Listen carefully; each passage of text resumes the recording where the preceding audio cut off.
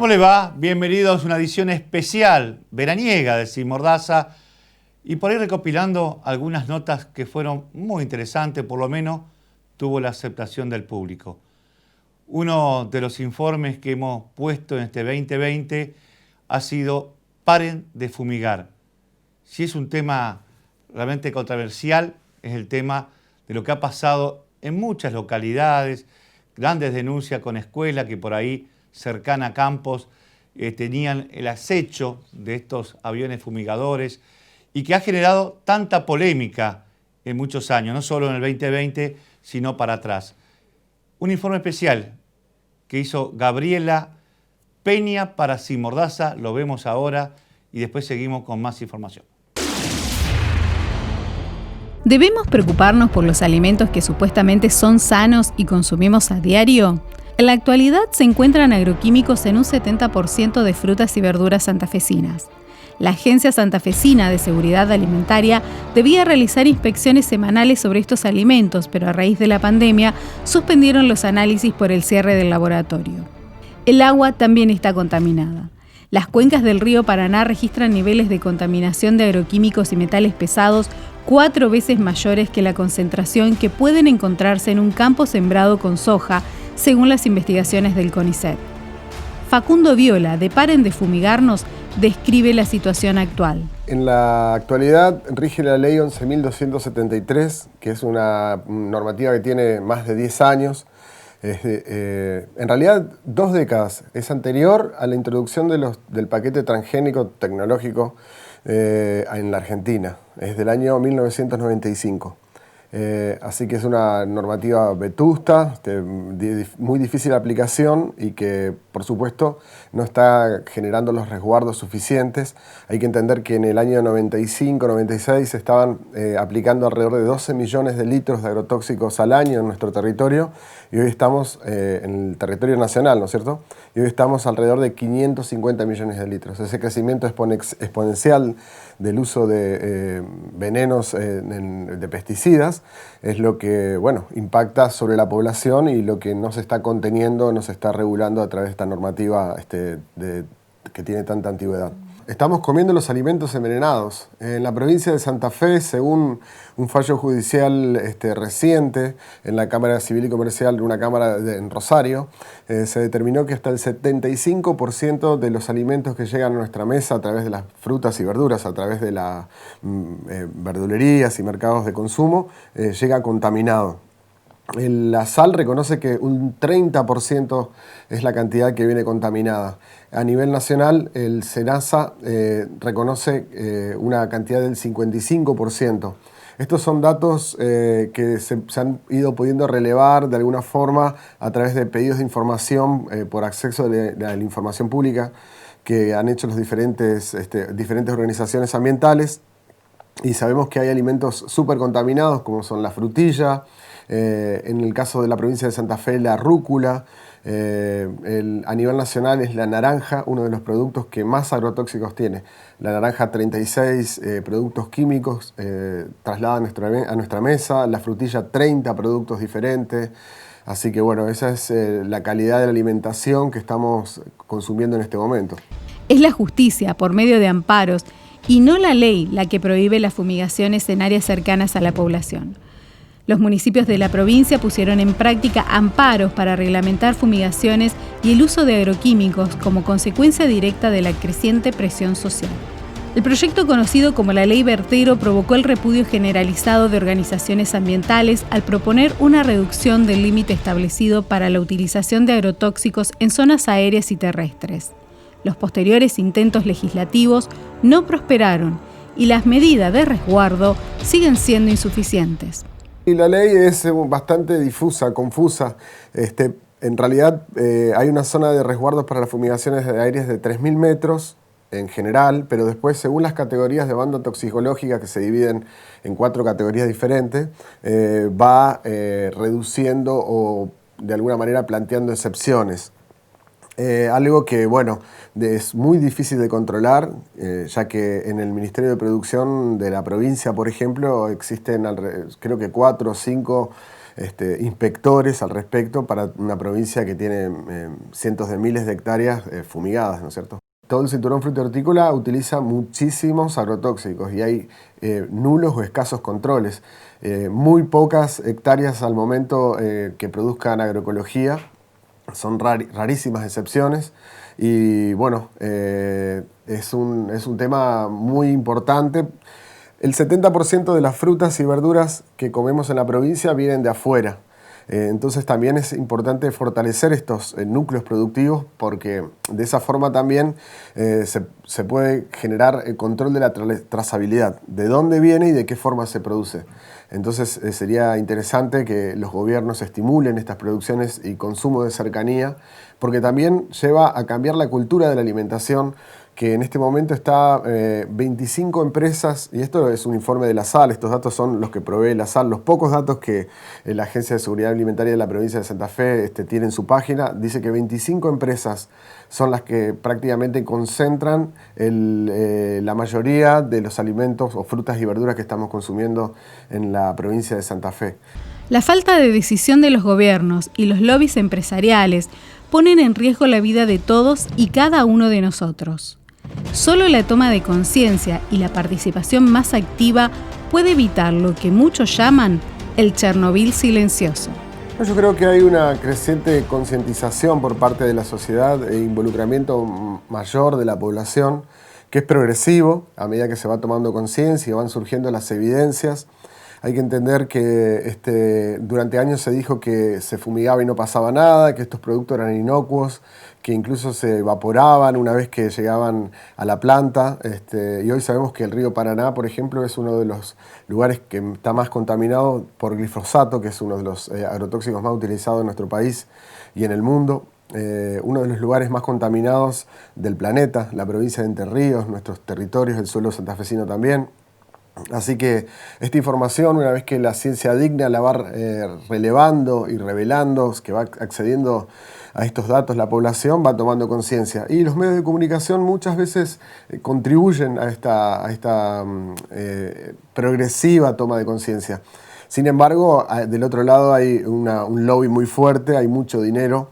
Hay que entender, por ejemplo, Monsanto hace un par de meses atrás puso $11.000 millones para parar los juicios que se le han hecho en contra por su producto Roundup, que contiene glifosato en Estados Unidos, $11.000 millones. Entonces, la cuestión es que hay mucho dinero en juego y hay mucha publicidad engañosa que se utiliza para, tapar las consecuencias. Así que es una lucha entre esta progresiva toma de conciencia y esta propaganda falsa que utilizan el agronegocio. Bueno, en el 2020, la verdad, políticamente parecía que iba a quedar todo adormecido por la pandemia. Estuvimos 8 meses adentro y casi te diría que la actividad política fue muy escasa, o por lo menos al principio de año, mediados de año. Todo empezó a manejarse a través del streaming, esta nueva herramienta que nos regaló la pandemia y que en la legislatura se tuvo que instalar rápidamente y en algunos casos, como la Cámara de Diputados, tuvo que usar el Paralinfo de la universidad para poder reunirse. ¿Por qué? Por distanciamiento. Y comisiones que trabajaban muy raro porque todo era por streaming. Pero no obstante eso, no se paró la actividad legislativa. Pero llegando a fin de año, ya es de público conocimiento todo lo que ocurrió, los debates, los dimes y diretes, los proyectos de ley que generaron polémica, las relaciones internas entre el Ejecutivo y el Senado, o lo que pasó también, la pelea entre lo que ocurría en diputados, que tenía mayoría del Frente Progresista, con los intereses que tiene el Ejecutivo actual. Y digo esto porque hasta último momento las chicanas estuvieron presentes, es decir, el Ejecutivo pretendía al comienzo de la gestión imponer algunas leyes, sobre todo por el endeudamiento, por el tema de los gastos y la deuda dejada por el socialismo. Cifras que después fueron corroboradas con este informe especial que hizo la Auditoría de la Nación y que arrojó números realmente que mucha gente quedó asombrada, porque más de los 8.000 millones de déficits que dejó la gestión de Miguel Lichi, hay un hecho trascendental que era la deuda flotante. Deuda flotante que llegó, según los números que se dieron a conocer, a los 48.000 millones de pesos. ¿Y qué incluía esto? Obra pública no pagada desde junio del 19, proveedores de salud, municipios y comunas que se le debían partidas desde el año 2016.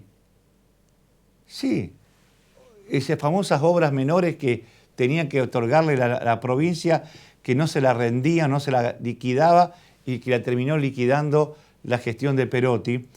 Generó mucho dime y direte y mucho revuelo político, con frases cruzadas entre el Ejecutivo y el Legislativo, y con chicana y sobre todo para conseguir las leyes para el nuevo presupuesto. Fue digamos, un fin de año muy activo y sorprendente en materia política en la capital de la provincia. Pero también tuvimos la suerte de entrevistar un personaje que usted tal vez lo vio el programa, lo vamos a repetir ahora, teniendo en cuenta que en su momento fue gran protagonista de la política santafesina, pero detrás de una gran figura que fue su hermano, Carlos Alberto Reutemann.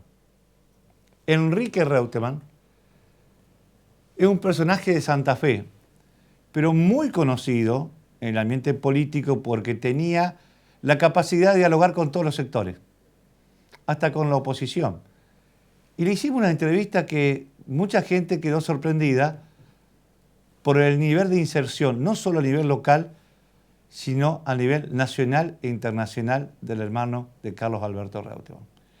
Es un programa donde vamos a conocer desde su vida, de su inicio, junto con su hermano, cuando lo acompañó en la aventura de ser corredor, y cuando después, con el hermano ya funcionario y político, cómo él se pudo desenvolver también cercano al poder y contando anécdotas que usted por ahí ni sabía. Lo vamos a tener aquí entonces en un programa muy especial a Enrique Reutemann, el hermano del ex gobernador de la provincia.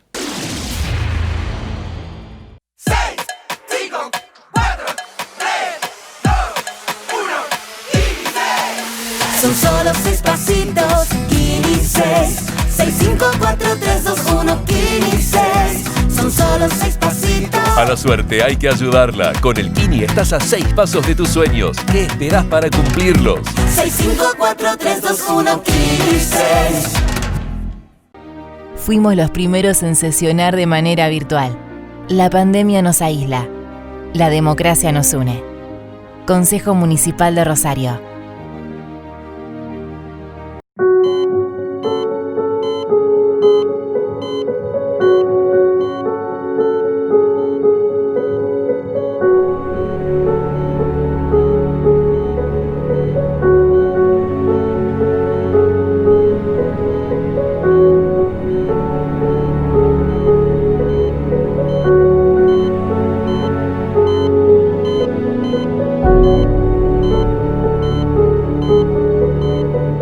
Desde Banco Santa Fe queremos que te quedes en casa. Por eso, ponemos a tu disposición bancosantafe.com.ar/cuidarnos, donde vas a entender cómo operar desde casa. Todo lo podés hacer desde Home Banking, con la app Santa Fe Móvil o por teléfono las 24 horas, los 7 días de la semana. Pero lo más importante, si estás cerca de alguna persona mayor, ayúdalo para que pueda hacer sus operaciones online. Seguimos en casa, pero seguimos juntos. Banco Santa Fe. Cadena cambia tu vida. Cadena tu amiga fiel. Cadena cambia tu vida y te acompaña donde quiera que estés. Cadena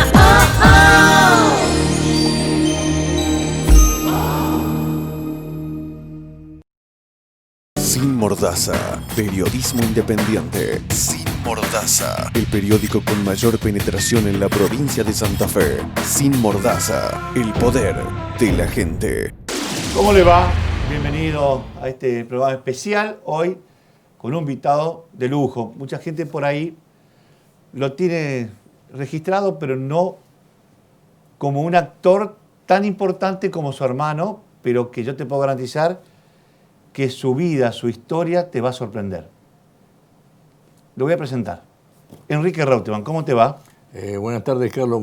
Muchísimo gusto. Le agradezco mucho la atención a Sin Mordaza y a este estudio televisivo, la atención y la diferencia que han tenido conmigo. Bueno, vamos a hablar de varias cosas. ¿Cómo no? Te pregunto, sí. Voy a poner alguna foto. Sí, cómo no. Mucha gente por ahí no reparó en el valor estratégico que representó y representa el hermano de Carlos Alberto Reutemann en mucha etapa de su vida. Y acá quiero un poco, si bien vamos a tocar muchas incidencias que tuvo que ver con Carlos el corredor, con el gobernador, con el político, yo quiero hacer hincapié en su vida personal, porque también es muy rica en lo que significó su trayectoria en lo profesional, pero también en las vinculaciones y amistades en el mundo de la política, de los negocios, y sobre eso vamos a hablar. Naciste en Santa Fe, ¿no? Sí, señor. ¿En qué año? 1938. ¿La fecha? Agosto 9. 9 de agosto del 38. Sos mayor por 4 años con Carlos Alberto. Sí, señor. Exactamente. Bueno, tu primaria.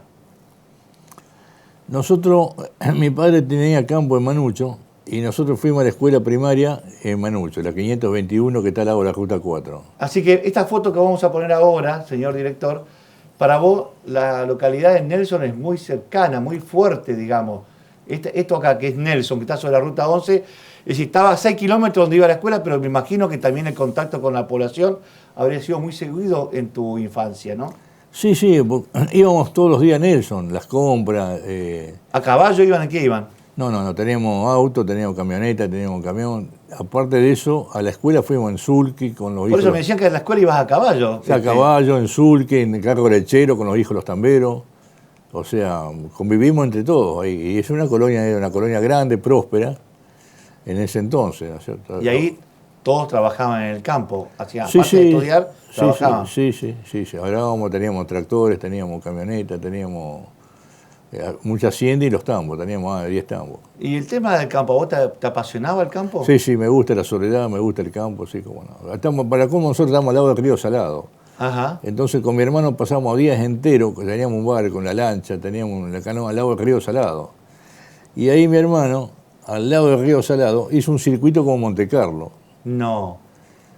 Paralelo al río, una recta larga, era como esa recta que uno ve en Monte Carlo que se va.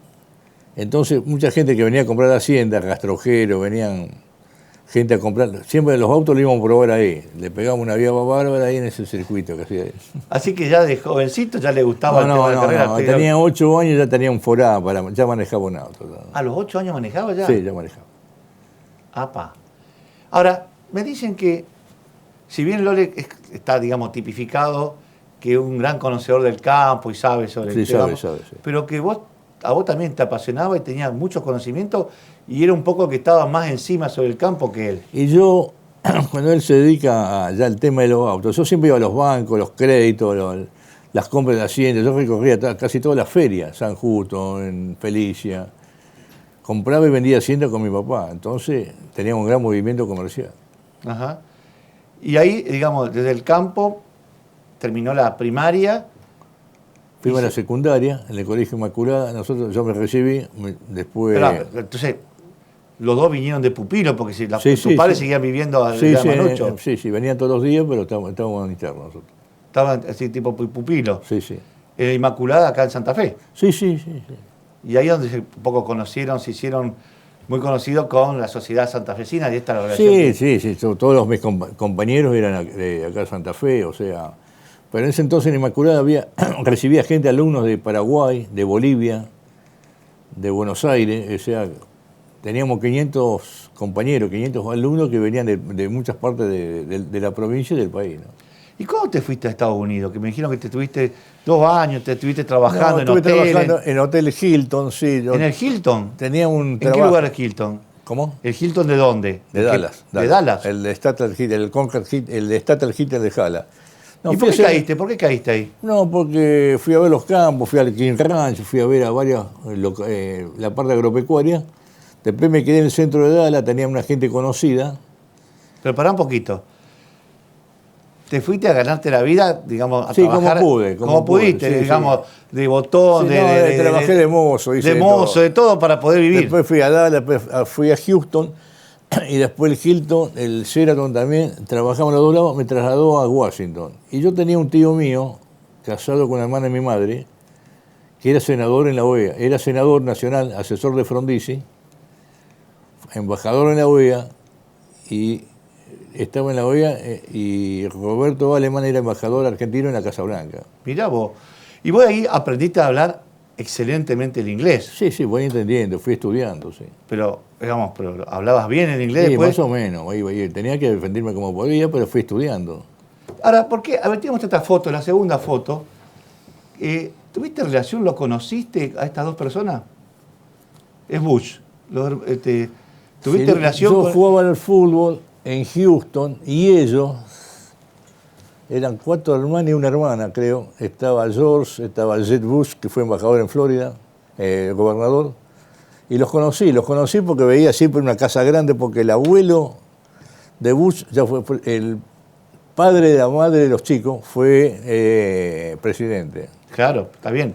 Pero vos tuviste relación con ellos. Sí, por el tema hablaba, del los fútbol. veía, ¿no? Los jugaba al fútbol todos juntos, pero no tenía una relación íntima, ¿no es cierto? Los veía. Así que el fútbol fue un poco el encuentro que le gustaba el fútbol a ellos, porque ya el fútbol, soccer, como se llama, Sí. no era un deporte. No, le gustaba el fútbol y hacían soccer, hacían béisbol, pero ellos tenían una casa grande en Houston, porque no olvidemos que George fue senador, el padre, después George fue presidente, Jeb Bush fue gobernador de Florida. Sí. Una familia de políticos. De políticos. Sí, sí. ¿Y tuviste algún contacto después o no? No. Pero tuviste la posibilidad de conocerlo Sí. y relacionarte. ¿Y te volviste después de allá de Estados Sí, Unidos? después ¿A hacer qué? ¿A estudiar qué? No, me fui al campo directamente. Estados Unidos, me revisaron por la guerra de Vietnam. Ahí arrancaban la guerra, estaba John Kennedy presidente, que después lo matan a Kennedy, ahí le acrecienta el número de 500.000 soldados. Y yo tenía la Green Card, una tarjeta verde como inmigrante, y estaba bajo las leyes americanas de inmigración, o sea que podía haber ido a una guerra o a la Fuerza Y ahí Armada. te volviste. Me volví y Estados Unidos es un país extraordinario, pero tiene un grave problema, que uno tiene una gran soledad. Comparando con la Argentina, es Buenos Aires, que uno en Buenos Aires no conoce nunca a nadie, que no sabe quién está al lado, una ciudad que se lo va devorando, o sea... Y yo hablaba con matrimonios de centroamericanos, de argentinos, que vivían a 1 hora y media de los downtown, de los centros. Sí. Entonces yo le preguntaba, no, si no conocemos a nadie. Llegamos a las 7 de la tarde, como Pilar en Buenos Aires, de Los Cantes. O sea, uno llega a la noche, al día siguiente la misma vida, ida y vuelta. Y no se conocen, no está la vida de acá que vos te vas a tomar café y tenés siempre amigos para charlar. No conoce nunca a nadie uno. Exactamente. ¿Y eso te afectó? No, yo tengo que tomar la soledad. Me entrené mucho en el campo. O sea, voy al medio del campo y a mí la soledad no me molesta. Así que viniste, ¿y eso en qué año volviste? ¿En qué año, hermano? 61, 62. 62, claro. ¿Y ahí te dedicaste entonces después a ser martillero? ¿Cuándo Sí, decidiste ser martillero? No, enseguida, porque yo siempre iba a los remates. Iba a los remates y aprendí de todos los martilleros del país. O sea, aprendí la venta de Hacienda, conozco todo. O sea. ¿Y esa fue tu profesión, ser martillero? Sí, me dio muchas satisfacciones. Sí. Por ejemplo, unos grandes clientes que tuve yo con los socios de Buenos Aires fue el Grupo Macri. El Lole era muy amigo de Franco Macri, o sea...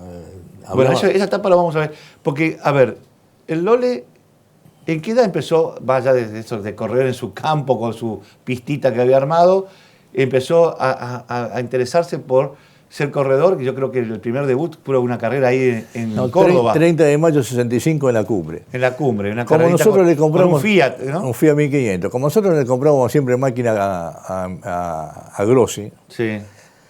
Vendían tractores, arados, sembradoras, cosechadoras.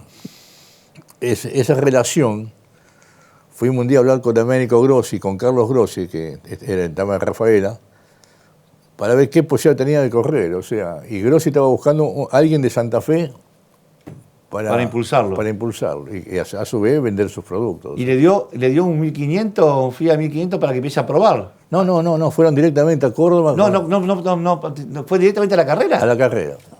¿Lo acompañaste a esa carrera? Sí, sí. ¿Y ganó? No, se quedó el auto y después a los 30 días corrió en Carlos Paz, la vuelta de Carlos Paz, una vuelta difícil, el Pan de Azúcar, son 200 curvas. No, ahí ganó. Ganó por primera vez en julio del 65. Mirá vos. Así que vos tuviste en el comienzo de su carrera deportiva, lo apoyaste, digamos, tuviste... Sí, estaba continuamente en las carreras, San Pedro, cuando ganó en Córdoba, después fue el equipo 67, corrió con la Jupefía, el 68 corrió con el Falcon, después fue al Fórmula 2 del Automóvil Club, en el 69 fue a Europa. ¿A Europa se fue solo? ¿Ahí se fue solo? No, fue con el equipo del Automóvil Club. Fue el Automóvil Club. Sí, eran dos pilotos. ¿Qué era? ¿Fórmula 2? ¿Qué era? Fórmula 2, él y Caldarela. Corrieron con Fórmula 2 y en el 70, fin del 70, debutó en Fórmula 1. ¿Una carrera acá en Argentina? No, en Europa. ¿En Europa? Ese día se mató un piloto, un muy gran piloto, Bonnier. Ajá. Y ese día, Graham Hill, que había sido campeón del mundo, le dice, welcome, Carlos, bienvenido a Fórmula 1. Estaba humeando el auto de Bonnier. Y a ver esta foto, señor director, que la otra que vamos a ver, que tiene esta acá. Esto ya es Ferrari. 72 acá, en Buenos Aires. Sí, con el Brabham, el Automóvil Club, YPF compra ese auto, en 100.000, una suma importante, para el equipo Brabham. Y ese día el Lole me lo presenta a Bernie Eccleston, que había comprado el equipo Brabham. Ajá. Entonces el Bernie me dice, sí, compré el equipo Brabham, me dice, lo tuve a Jackie Stewart, dice, de piloto en el 71, y empecé a hablar mucho con él, o sea, un hombre que me interesó hablar. Y llevó Fórmula 1 de 14 autos, que ese día se debutó el Lole, llevó a 25 autos y de 10 carreras por año llevó a 22 carreras por año. O sea, entró en Rusia, entró en Vietnam, entró en Singapur, entró en todos lados Fórmula 1. Y un hombre que me gustó hablar con él, un hombre muy práctico, me quiso llevar. Yo no... Tenía los chicos, se me había muerto una nena, pero un hombre interesante. O sea, que el hombre de palabras, uno le da la palabra, va o no va, o sea, son de poca vuelta. Sí, y eso vos estás acostumbrado a eso, que la palabra vale más que el papel. Sí, yo hablaba con Frank Williams, porque a Frank Williams lo llevaba en Fórmula 2, lo llevaba de Altagracia hasta Cabalén, todos los días íbamos y venía. Y me dice, sí, un día voy a tener un equipo de Fórmula 1, él tenía un solo autito ahí. Pero gente muy interesante, muy ordenada y muy trabajadores.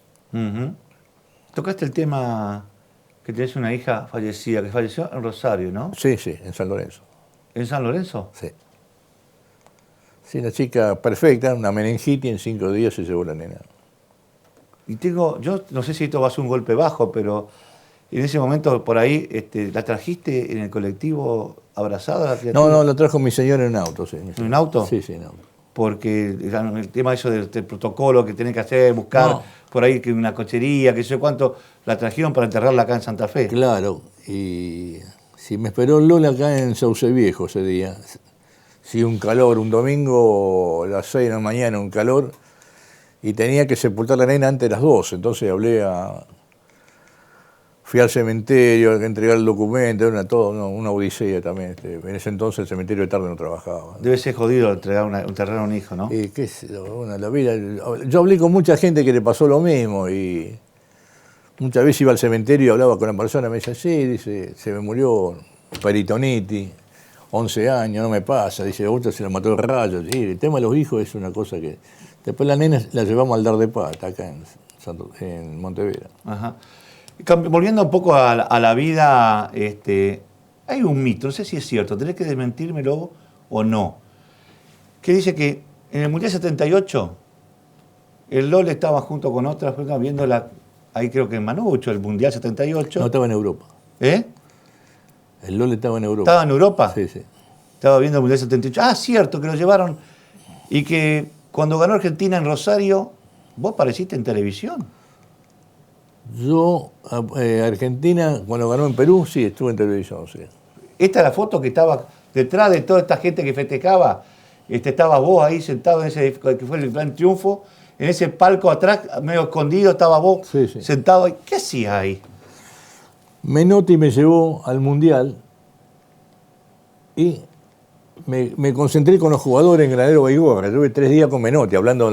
Entonces Menotti, con la Lore corría en Ferrari, en enero del 78, me da la formación del Mundial. Le digo, ¿quién va a poner? No, Fillol, acá va Holguín, acá va Galván, Pasarela, Tarantini.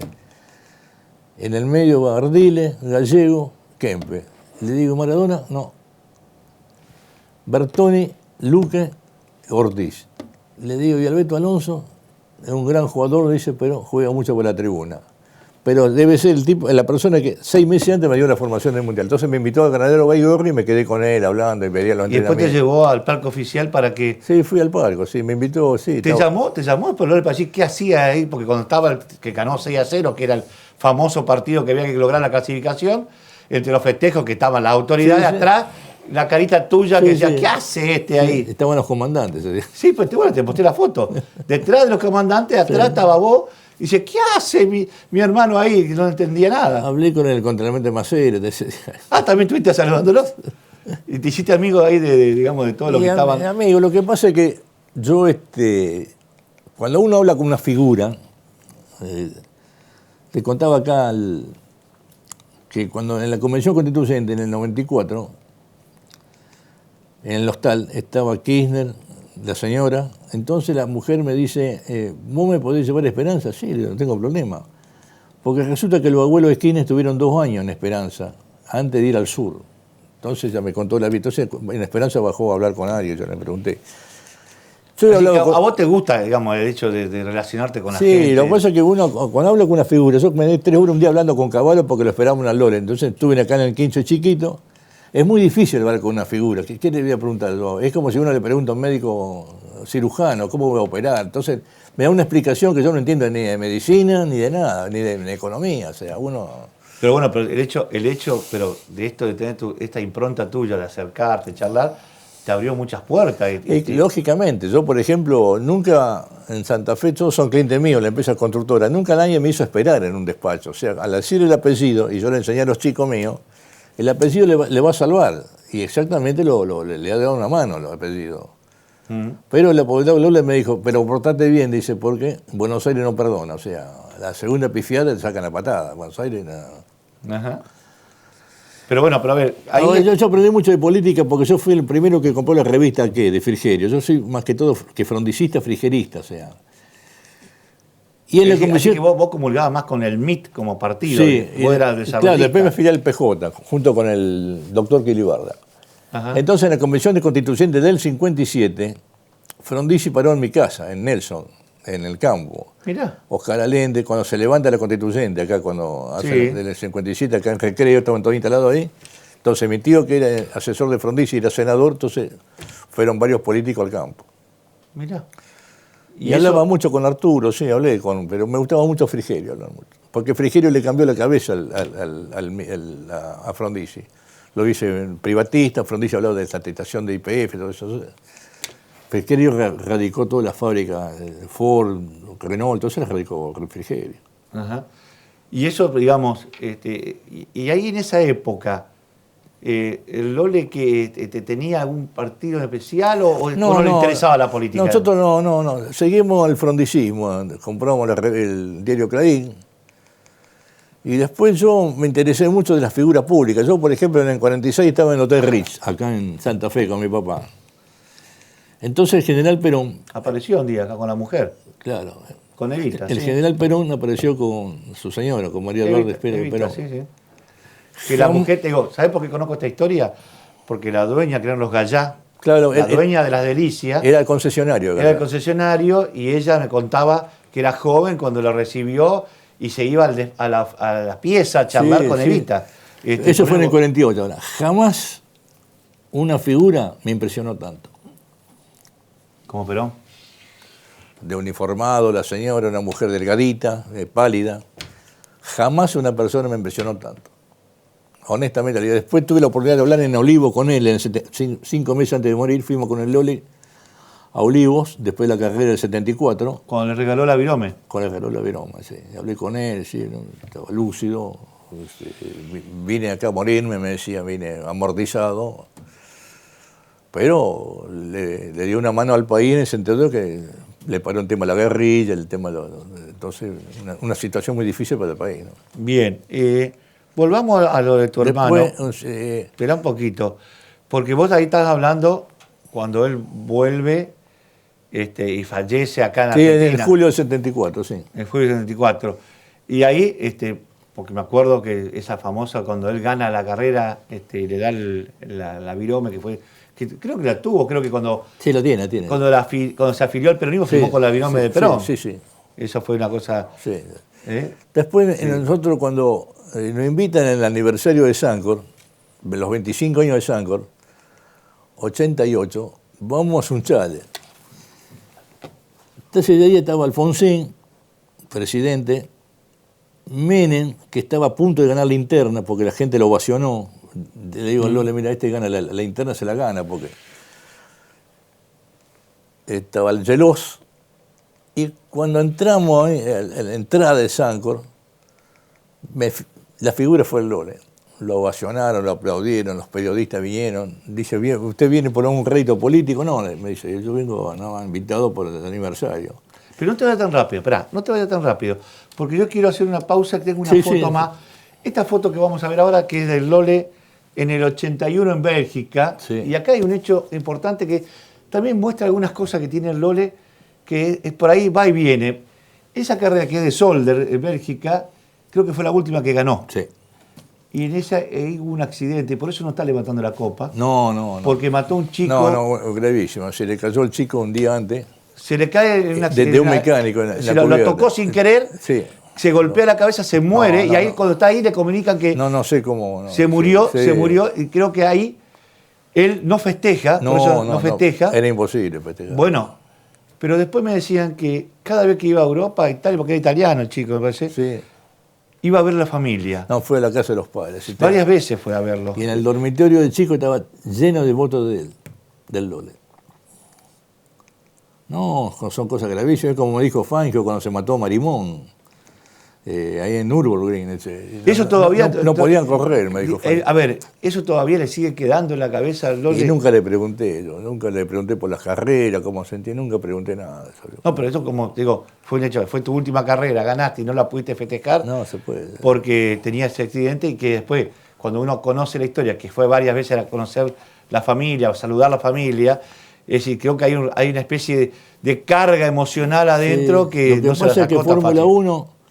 Cuando se mató Ayrton, el Lole, Bernie, enseguida largan la carrera. O sea, cualquier cosa que pase te dicen, te felicito por la carrera que hiciste, pero el martes te espero en Bélgica.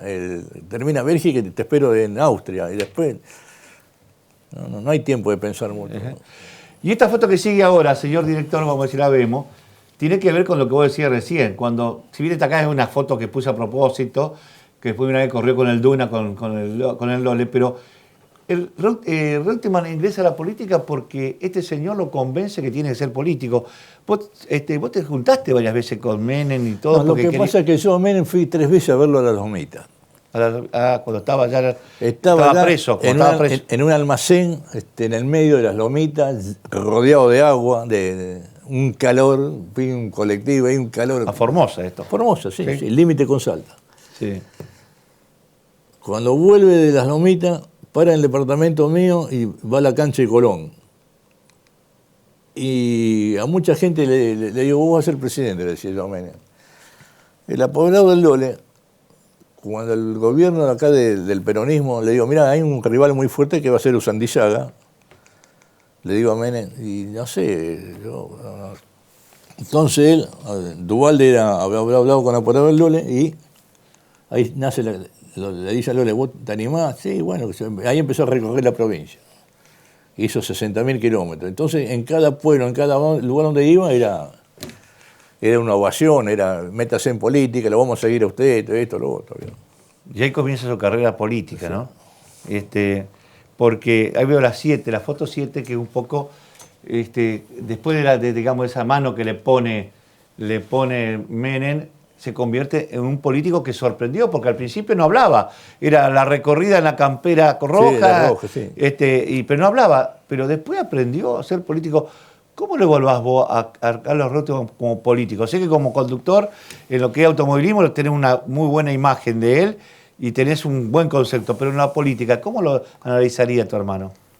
Es una persona seria que quiere hacer las cosas en serio. Esa no es de tanto hablar de la política, porque uno, por ejemplo, que he hablado con Osiria, con Manzano, gente hecho de la política. Él no es un trenzador de las cosas, o sea, la política es otro idioma muy especial. Pero él aprendió a ser un buen tiempista de la política. Sí. Él escuchó mucha gente, él escuchó, por ejemplo, que iba hablaba mucho con él, Lamberto, él hablaba mucho con Manzano, que habló con mucha gente, uno va aprendiendo. Él lo admira mucho, lo miró mucho a Menem. Sí. Claro, porque Menem, yo hablé mucho con Menem y con Duhalde, o sea, Duhalde me gustaba mucho hablar con Duhalde, pero Menem un ejecutor, un tipo que daba orden y gozaba del poder. Ahora, ¿te contó alguna vez la verdad qué fue lo que no le gustó a tu hermano cuando vino Duhalde a plantearle? Sí, había una situación personal de él que no estaba definida y fue a Europa, después volvió, se casó una de las hijas y ahí dijo, no, entonces Duhalde hablaba conmigo, che, no sé qué hacer, largalo, entonces me hablaba Mazón, me hablaba Duhalde. No, vamos a largar, no, porque el país va a girar hacia la izquierda, porque el país va a hacer un cambio de ruta, va a hacer un cambio de ideología. Él habló con el presidente de Italia, el de Francia, le hizo caso a mucha gente que no... Y no se equivocó, porque ahí arranca Néstor Kirchner. Sí, pero Kirchner hablaba con él, sí. Pero bueno, es que había otro corrió un poco para la izquierda del país. Porque me dijo, eso me decía Duhalde, no sabía qué hacer. Iba a ganar el antimenemismo, ganaba la Carrió en ese momento. Entonces, lo único que le agarró fue Néstor. Bueno, esa foto, Obey Reutemann, tiene mucha historia atrás, porque si bien fue una dupla ganadora durante 4 periodos, se alternaron, pasaron muchas cosas, porque no iba a ser candidato Obey. No. Iba a ser Di Pietro, que era el candidato que tenía la gente de Giorgetti y compañía, porque era un hombre de la producción de todo ese grupo, y aparece una carpeta del Banco de Santa Fe que lo deja forfait, digamos. Echeverría, sí. No, ese a Di Pietro. Di Pietro. Después la propuesta era Echeverría con Gutiérrez. El que tuvo problemas fue Echeverría. También, no, aparte, digamos. Echevequé de la página 12, eran los 300.000 pesos que no pudo explicar Echeverría. Rosario 12. De Rosario 12.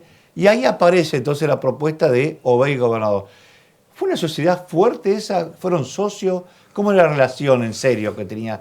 ¿O era el jefe político Reutemann de Obey? No, pasa que yo hablaba... Vos lo querías mucho, Obey. Sí, yo lo apreciaba mucho, Obey. Cosa que el reutemannismo no lo quería, el reutemannismo. Sí, yo lo traté muy bien, él me trató bien, me respetó siempre bien. Lo que pasa es que esa gente que viene de la política, que han luchado, que estuvieron exiliados, lo ve una figura como Reutemann en ese momento, entonces dice, pucha, pero yo no llego al carisma que tiene. Entonces muchas veces iba a una inauguración de una obra, Reutemann con Obey, y la gente lo ovacionaba al Lole, o sea, es muy difícil competir. Yo se lo dije un día, no te pongas porque es muy difícil competir con una figura. Yo caminaba al lado de Fangio, al lado del Lole, una vez en La Rioja, lo ovacionaban al Lole, iba con Menem, en La Matanza caminamos en Loma de Zamora con Duhalde, la gente lo ovacionaba a Duhalde, entonces le decían, che, pero vos sos local acá, es muy difícil competir. Ahora, la segunda, contame la verdad, viste que fue el Lole, Obey, el Lole. Obey. Sí, Obey, pero ¿hubo intenciones de Reutemann poner otra persona en lugar de Obey para que lo reemplace como gobernador? No, creo que fue tanteando gente, fue hablando con gente, pero... ¿Le propuso a Perotti o no? No, eso no sé bien. No. Porque hay una versión que decía que en su momento tenían como sí, posibilidad... pero la gente, por ejemplo, como Omar, viene de una estructura política, igual que Giorgetti y todo eso, que respetan mucho a su jefe. Y no se olvide que Perotti fue secretario de Buchara a los 25 años, fue intendente con el Lole, tiene una estructura y también fue ministro de Obey. Claro, sí. Bueno, vamos a ver si cambiamos un poquito. Vamos a la otra foto, la que sigue, mirala bien. A ver, si este es el ex gobernador Bonfatti. ¿Tenías buena relación con Bonfatti vos? Yo sí tenía relación. Sí, Sí, vos. sí, a través de Federico, sí. Pero, a ver, pero hablabas con él, porque vos vivías al frente de la Casa de Gobierno, Sí, te cruzabas mucho en la Casa de Sí, Gobierno. sí, yo cruzaba, me hablaba, pero más que todo era muy amigo de Federico. Me dijo que en ese momento era diputado. Entonces, Pero a ver, tuve buen trato, yo tuve buen trato con todos. Con todos los gobernadores. Sí, sí. Con Wiener, por ejemplo, cada vez que venía en auto se paraba, me saludaba, igual que el ingeniero Lisi también, no tengo problema. Si hay una cosa que le enseñé a mi hijo, que no entre nunca en los sectarismos y no entre en las internas. Acá lo necesitamos entre todos. Ujú. Y a ver, la otra foto que sigue es esa pelea que hubo para la senaduría entre Perotti, Wiener y Reutemann. Que todo el mundo decía que ganaba Reutemann y que Wiener por ahí también tenía posibilidades, que fue un fracaso para Wiener esta elección para senador, y donde Perotti le gana a Reutemann. La primera derrota que tuvo Reutemann, ¿cómo la asimiló? ¿Vos hablaste con el Lole después? No. Ese tema no lo tocaron nunca. No. Porque, a ver, venía invicto, ganaba todas las elecciones el Lole. Sí, pero también había desaparecido de la política. Sí, pero estaba como senador, Sí, él venía a renovar una banca y deja el peronismo para ir con Macri. Sí, claro. Bueno, lo que pasa es que él muchas veces, creo me decían a mí, con lo que recorría la provincia, muchos intendentes que eran PJ no le gustó esa actitud cuando él se fue a... Pero había una relación con Macri, él lo conocía a Macri. Vos decías que en su momento... No, nosotros, por ejemplo... Porque en la época, a ver, confía cuando Fía, corría... No, le dio el auto, le dio... Por eso digo, a ver, los Macri... Cultura le pagaba publicidad, Cultura hacía toda la organización de los autos, los rally, cuando corrió con un auto en el 80 con el rally de Tucumán. Y con Mauricio sí lo conoció de chico, o sea, tenía 18, 20 años, lo conoció. Pero aparte estaba enojado con el peronismo en ese momento, por lo que estaba pasando, porque él, en esa etapa, antes de ser candidato a senador de Macri, él había dicho que iba a jugar para Massa, y después pega un vuelco, se da cuenta que Massa no tiene posibilidad de que el que va a ganar era Macri, y en ese olfato que decimos que era gran tiempista, él dice... Yo me vuelvo para organizar el peronismo, dice, porque había hecho el anuncio oficial que iba a estar con Massa. Después rompe con Massa y dice, vuelvo para ver si puedo hacer la unidad del peronismo para jugar en una estructura unida que no pasaba, porque habíamos perdido la gobernación varias veces, decía en Santa Fe, producto que el peronismo estaba desunido. En ese interín que él propone unir, me acuerdo que tu hijo tuvo muchas reuniones con varias gente que lo acercaron al Lole, si se podía lograr la unidad, él vio que no se lograba nada y ante la invitación de Macri pega el salto a lo que es Cambiemos. Sí, porque avanzaba mucho el kirchnerismo también, dentro del PJ. Y él siempre estuvo en contra del Y kirchnerismo. ya se enfrentó con el tema de la 125. Claro. Entonces de ahí tomó actitud. ¿Vos de qué lado estabas? Porque vos tenías buena llegada con el kirchnerismo, con gente del kirchnerismo. ¿Vos estuviste al lado de tu hermano con la 125? Digamos, ¿estabas de acuerdo con la postura? Yo lo que pasa es que yo en la política, y muchas veces dije al Lole, yo no soy ni fiscal para acusar, ni juez para juzgar. O sea, yo creo que en ese momento uno dice que Kirchner lo mandó él a Lustó a hacer el 125. Es lo que yo escuchaba, no sé. Y no se hacía nada sin la orden de Néstor. Lógico. Yo creo que la 125 no fue malo para... Fíjese que después, si hubieran agarrado la 125, hubieran ganado más dinero que con cuando se bajó. Cuando se bajó. Es decir, claro, porque en ese momento, aparte de la soja, estaba en $600, entonces $600. Era una locura. Por eso el famoso viento de cola del kirchnerismo. Sí, son $2.000 de hoy, sí. Es mucha plata. Sí, son muchísimos. Pero eso no se volvió a repetir nunca más. Y bueno, le pasó lo mismo a Venezuela con el petróleo, y le pasó a los commodities. Le pasó en el 46, Argentina iba surgiendo, después de la guerra, y Europa estaba destruida. Estados Unidos va a auxiliar a Europa. Los commodities valieron del 46 al 51. Después empezaron los commodities, Europa se fue reconstruyendo, y el general Perón aplicó un ajuste más grande de la historia en el 52. Claro. Porque yo estaba en el frigorífico Nelson, por ejemplo, en Nelson. Un obrero, un peón de campo ganaba 100 pesos, póngale, y un obrero en frigorífico ganaba 500. Entonces Perón industrializó, y Argentina es un país que fue creciendo de adentro hacia afuera. No se olvida que el general Perón tiene 110.000 obras en los planes quinquenales, la moto Puma, el tractor Pampa, el Alfa Romeo, industrializó de abajo hacia arriba, porque Europa no podía auxiliar a Sudamérica porque estaba destruida. Y Estados Unidos fue a auxiliar a Europa. El plan Marshall levantó todo eso. Bien, a ver, volviendo al tema político provincial, vamos a ver esta última foto, a ver qué pasa, que es la, digamos, la de Perotti, actual gobernador. ¿Cómo lo está viendo a Perotti?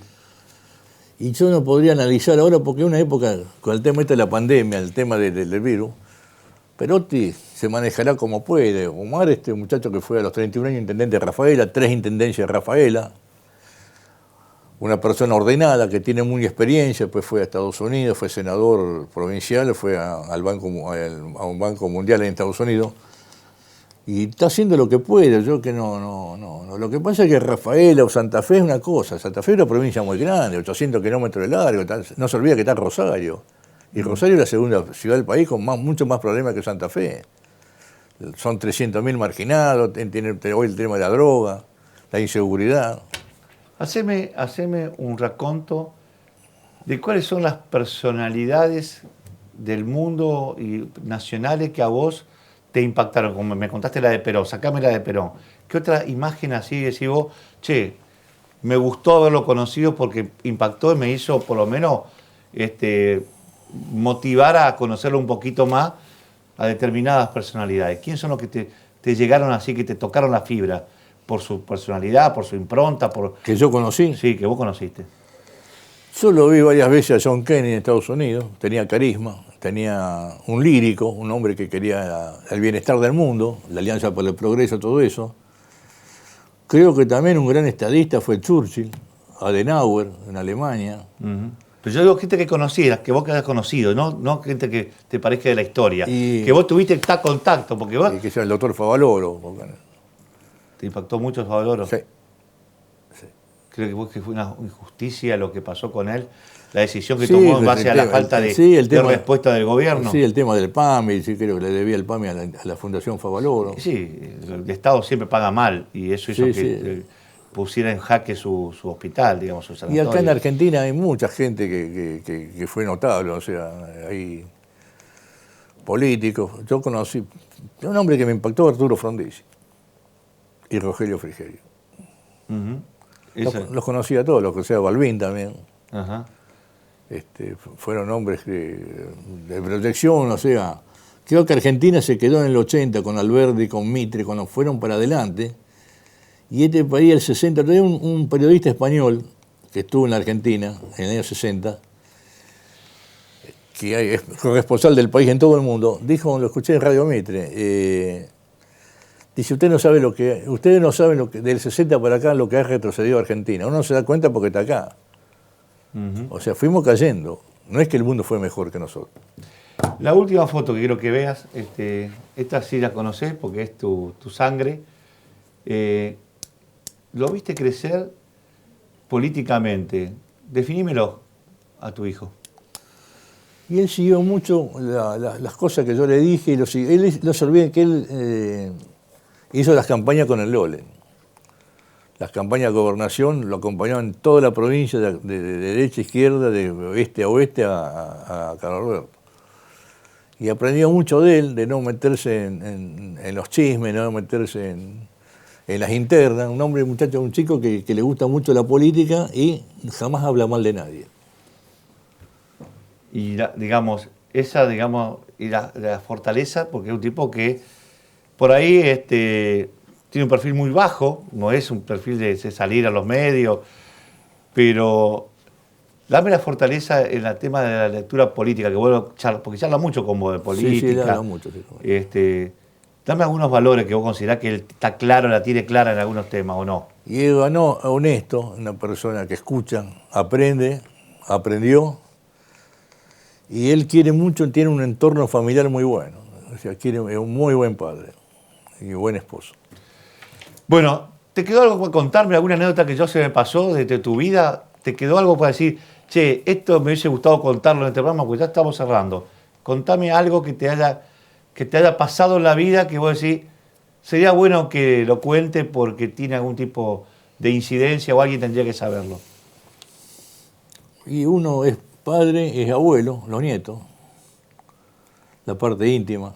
A uno mucho en la vida no le queda, porque hay amigos que no están más, hay compañeros que se fueron a otros lugares que uno los pierde. Y uno sigue la vida acá. A una persona que yo admiro en el mundo es Herbert. O sea, de Manucho a Maranello, me dijo un día. O sea, salimos de Mananucho porque si ustedes un día vamos a Manucho, demuestro donde nacimos nosotros, en la estancia de la Turquina, que está ahí a 4 kilómetros de la ruta. ¿De dónde viene? ¿De dónde vino uno? O sea, es como me dijo un día Fangio Fernández González, uno viene de muy lejos. Por ese entonces, llegar a Europa, y este muchacho llegó hace 40 años a Europa. Entonces siempre me dijo, Ferrari, Manucho, Maranello, me dice muchas veces. Bueno, yo te agradezco muchísimo esta charla porque queríamos conocer por ahí el otro Reutemann que también tuvo su vida y como contaste muchas anécdotas y pasaste y conociste mucha gente de la política, del empresariado, de la vida, digamos, política también provincial y nacional, para conocer la otra aparte, cara. Carlos Alberto, en una situación muy difícil nuestra económica, me ayudó mucho a sus padres, me ayudó a mí, ayudó a mis hijos, ayudó a muchísima gente, una persona admirable, o sea, por su disciplina, por su conducta, por su honestidad que tiene, ¿no es cierto? Aparte es una gran personalidad, o sea, donde te digo, porque yo conocí el país con él, uno cuando camina con él, uno se da cuenta que la gente de acá no se da cuenta, pero es una figura impresionante. Gracias, Enrique, por haber venido. Carlos, le agradezco su atención, a los oyentes y los televidentes de San Mordaza, muchísimas gracias. Gracias a usted. Gracias.